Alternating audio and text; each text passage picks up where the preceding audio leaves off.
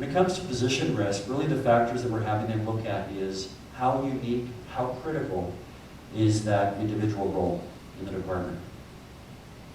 One example of that, we heard from a manager who was losing some sleep about an individual who was responsible for our ownership of natural gas assets in New Mexico.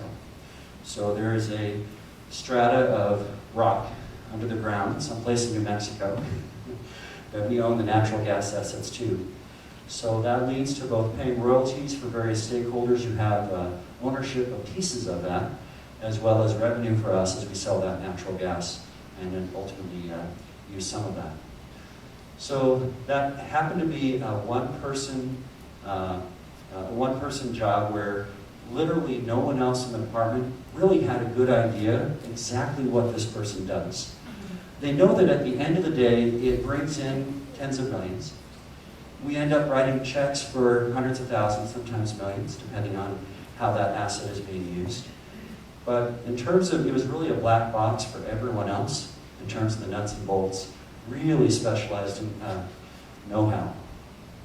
This individual was not only the process owner, but also happened to be a SQL database expert who developed a proprietary database that was so complex that when we asked consultants, could you replicate it, they said no.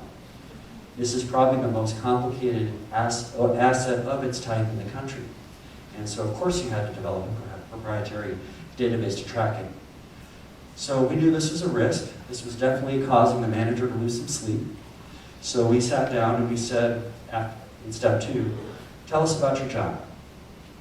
This is my favorite part of the process. So he looked at us and he said, well, it's quite simple. I just do these couple of things. So of course it wasn't that simple. We started to peel the onion. 8 sessions later, 10 process maps later, we figured out it really wasn't that simple. So there was a lot of this deep, deep tacit knowledge, not just on the technical side in terms of how this whole database was developed, which was one of a kind, but also the actual process itself. So the other thing we look at is departure risk, and the key question we're looking at there is what's the level of risk in terms of this person leaving that current job classification. Again, it could be lots of reasons for that. Maybe the risk is them promoting. That's a good thing, right? But it means we're going to have a vacancy in their current job. Maybe it's transfer. Maybe it's retirement. We certainly have plenty of retirements that are causing that risk rating to go pretty high. So at the end of the day, we just multiply them, so our max is 25, and we have kind of a semi-scientific process to then group those individuals into 1 of 3 categories: high, medium, low risk, which is relative, because if your average is 20, you have to now be a little bit more picky about where we start. Right? A little rhetorical question for you. For those with those the critical and key roles, should we capture everything they know or do? Of course, the answer is no. We need to be really specific and targeted about this. So that leads us to step 2. Step 2, we look at the question, okay, of everything in between that person's ears, what's the most critical knowledge or skill? What's really at risk here? If there's admin stuff or routine stuff they're doing, we don't need to capture that. We've got 20 other people that can do that or know that process. So really for that one individual, what's unique? So this is a pretty time-consuming step. I've seen it take as little as 45 minutes, as long as 2 to 2.5 hours. And it's literally a brain dump of everything that they're doing today in terms of processes they own, reports they generate, tasks they're responsible for, and then we go through a prioritization process to filter out what do we really need a plan to capture.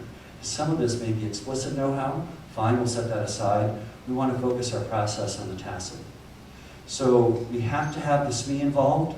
It's interesting to have the supervisor involved. Oftentimes, the experience of the supervisor is, I had no idea. So we've got to have the SME's input.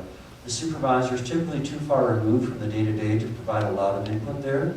It's usually educational, though, to have the supervisor in the room, if nothing else, for them to get a better appreciation of just how many layers there are in this onion. We did have an interesting process once where we brought in their peers. And what happened there, in this step 2, we go through a couple of other ratings in the second part of the toolkit. And inevitably what happened is the SME would give it a low to middle rating. meaning low risk, everybody probably knows how to do this. And what happened is the peers kept speaking up and saying, no, not really.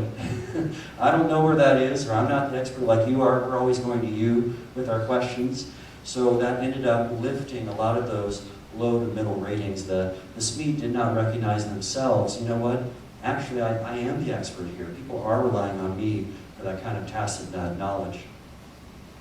So step 2, we do a couple of ratings, or a few actually. We look at how important is that know-how, how rare is it, and what's the level of documentation.